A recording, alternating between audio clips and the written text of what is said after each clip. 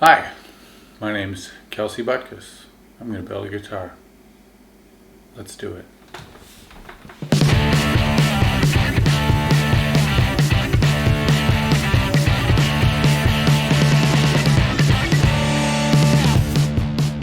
Welcome into the first video of my kit build for the Great Guitar Build Off 2021. I'm Kelsey and I'm going to walk you through the process of building the Sharxplorer. Alright, first things first, this guitar body is from Pitbull Guitars in Australia. The kit came with a neck that I'm not going to use. I'm using a neck from Warmouth instead. It's a bolt-on neck with the truss rod adjustment at the heel and a little micro adjust on the side, so it's going to have to be a bolt-on neck too. To do that, I've got a couple of maple blocks that I've made that I'm going to have to figure out how to glue in and then create a neck pocket for a bolt-on neck. So that's going to work something like this. Also, I'm going to have to, first thing is get rid of a lot of the material on top of the guitar. Right now I'm just filing down a pencil so it's flat with the lead exposed. Then I'm going to tape that to a piece of 1/4 inch material, which is the same thickness as my guitar top, and then use that to trace a line around the top of the guitar on a flat surface. This is a pretty good way, if you don't have a marking gauge, I think of marking a consistent line around something like this. If you want to keep track of how much material removing or how much you want to remove. As you can see, this line will be pretty consistent the whole way around. The idea is I'm going to remove this much material from the guitar, and then when I glue the guitar top on, it will make up for that, and the guitar will end up being just about the same thickness as it started, which is kind of what I'm going for. The neck's not going to work like that, so I'm going to put this maple block in, gives the neck something to rest on, and then put the second piece into the neck pickup cavity, glue that in place as well. And then I'm going to be able to route a cavity out of that.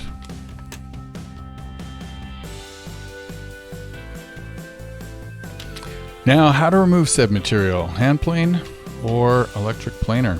Well, I'll end up using both, but I give it a shot with the hand plane to start with. This is not a very good plane. I've set it up as best I can, but it's simply not removing enough material for me right away. Also, this table is just way too shaky, so I better get a couple pallets, pile them on top, try to weigh this down a bit. This helps out a little bit, but still, the plane is just not getting enough material off. So I'm going to switch over to the hand planer. Now, this Milwaukee hand planer works pretty well. It definitely takes off a ton of material. It does leave some big nasty lines, which I find difficult to avoid, but for removing a bulk of material, it's a fair bit quicker. This exposure is just obscene. Sorry about that. It's got a little bit bright. Some of the exposures are a little off. I'm just getting used to using this camera, so yeah, forgive me. Now, as I go back to the hand plane to smooth off this top and remove the last of the material, I'll talk a little bit about the overall project. This guitar is from my friend Jay. He and I designed it together. We talked about a few different design points, and that was a couple years ago, so kind of been sitting on this project for a while. Slowly started getting the pieces together, got the neck, got the body, and got the top for it, and then the Great Guitar Build Off kind of gave me a chance to finally tackle the project and make a video of it. So here we are. Now, this is no small thing. I'm trying to do a bunch of stuff I've never done before. I've made a few kits, 6 I guess so far, and this is the 7th, so lucky number 7. It's going to be good. But yeah, pretty excited about the project, pretty excited for Jay to see. I think he forgets our conversation, so hoping to surprise him with at least a couple of things that are going on with this guitar. Now, cleaning up the top with the plane was a big job. I get it pretty smooth with the hand plane. I do remove a little extra material as well, but that's not a big deal because the guitar is still going to be thick enough with the new top on it. It's going to work just fine like that. But yeah, look at it. Oh, better clean up these wood chips too. What a mess. Bit of sanding here too. This is a good idea, but at this point it's a waste of time because I have some other stuff I'll have to do and then sand again. I'm going to talk through my process for everything, for better or for worse. There's a lot of stuff I do that's either redundant or not the best way to do it, or slow or stupid. So please, if anyone has any suggestions, let me know because I'm dying to hear it. I still have to level this at another point before I glue the top on, so sanding it doesn't even really make sense. Here I am trying to take a little bit of material off the neck block that I made. Use the plane and then the hand planer and eventually sandpaper. This was simply the wrong way to do it. In hindsight, I would definitely rather use maybe a router. Would be quickest to router with some kind of jig setup in order to just route off a little bit of material from the top. I could prop it up with a bit of a wedge, shim it or something to create the angle that I'm after, and that probably would have worked better. Now I got to measure it to see about the angle, try to make it flat inside the pocket, etc. And just sand. Now this took forever. Again, I didn't think of using the router at the time. Probably would have been a better way to do it. The plane just simply didn't work very well, and the hand planer took big chunks out of it that I then had to repair. Now, if you're going to sand something flat, it's good to mark it with a pencil. Make sure you do squiggly lines across it, and also vertical lines up and down. Put a couple spirals in there. Just make a mess. Do whatever you want. It's fine. Just make sure the whole thing's covered. Then when you sand it, you should remove all of the pencil marks, and guess what? You know it's flat. That's how that works.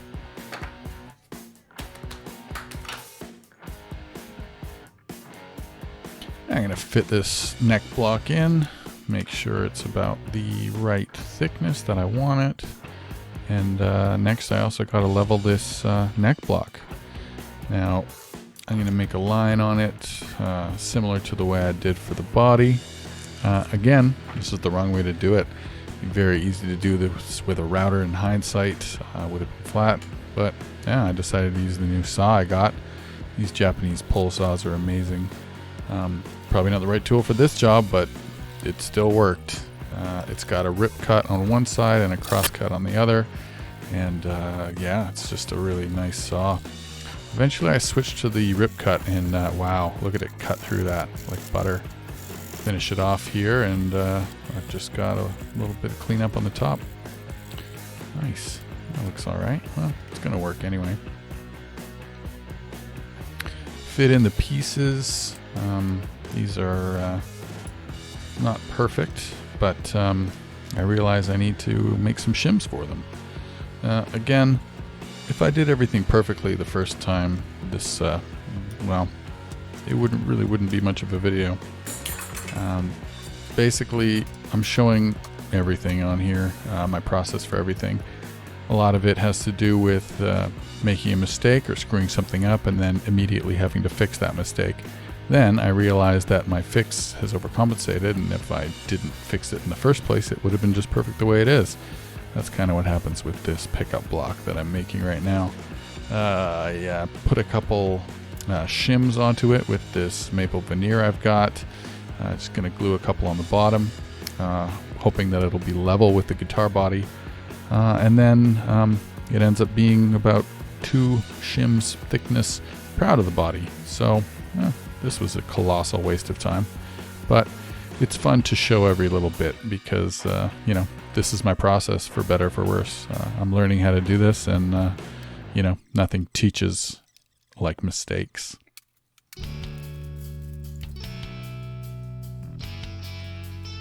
After gluing up this block, I gotta clean off the glue and extra material with a chisel and a sanding beam. It's a great sanding beam I got from Crimson Guitars, actually. Thanks to Ben and everyone over there for this. They got some good stuff, good tools. Check out their tool shop. Do it.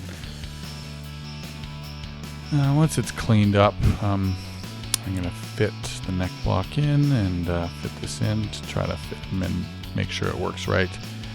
I realized that this doesn't quite have the right angle for me, so I'm going to make a couple of shims for the neck block and hide them underneath in order to give it a little bit more of a neck break angle. This bridge is going to be a tunematic style bridge, so I do want it to be raised a little bit off the body as opposed to a flat bridge and a flat neck. So I'm trying to just get a couple extra degrees this way by gluing in these shims underneath. Also, no one will ever know. No one except for me who's ever going to know that they're in there. No one. There they are, but yeah, you don't know. Just to make sure I get a good bond as well with the actual neck block, I'm just leveling these off. This is a reasonable way to do it, I think. Glue in a couple thin shims. Use a flat piece or a leveling beam like this to sand them flush, and they should be really level. The wood glue or whatever you use is gonna even out any slight inconsistencies anyway, so I think this is gonna be a pretty solid bond. Just finishing it off here with a little bit of last minute sanding, and yeah, time for a quick coffee break.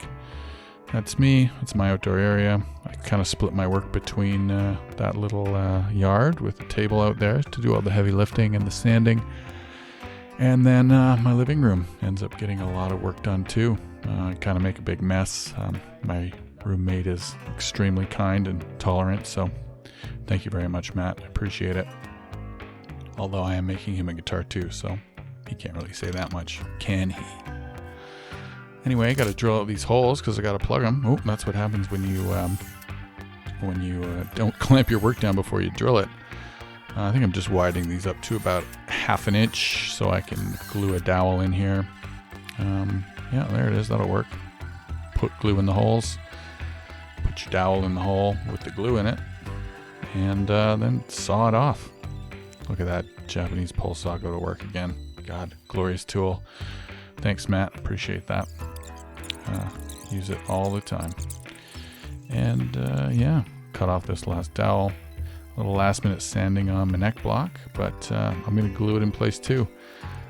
I'm actually sanding part of it flat. The part that the pickup block is going to sit on, I want to be flush and flat as well. So smear it with wood glue. It was a really tight fit, and wood glue actually makes the wood expand, so it's harder to put in than when it was dry. So something to keep in mind. It's not bad to leave. Things don't have to be dead on tight when they're dry, because the glue will add a little bit of swelling, and it will also, form a bond anyway. You don't want to starve the joint of glue either. So yeah, a bit of space is not a bad idea. Well, I'll unclamp it, and yeah, it's fine. Good bond. Going to be pretty solid because it's maple. You can see that the pickup block's a little bit proud, just about the amount that I shimmed it. So yeah, it's nice to take 2 steps forward and 2 steps back. A little preview for the next video is tackling this beautiful maple burl top.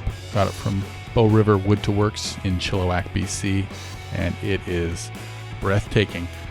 Some gaps though. I've had it for about 2 years, so as it's dried, it's warped a little bit here and there. So I'll just have to spend 8 hours sanding this till it's flush, which is going to be fun.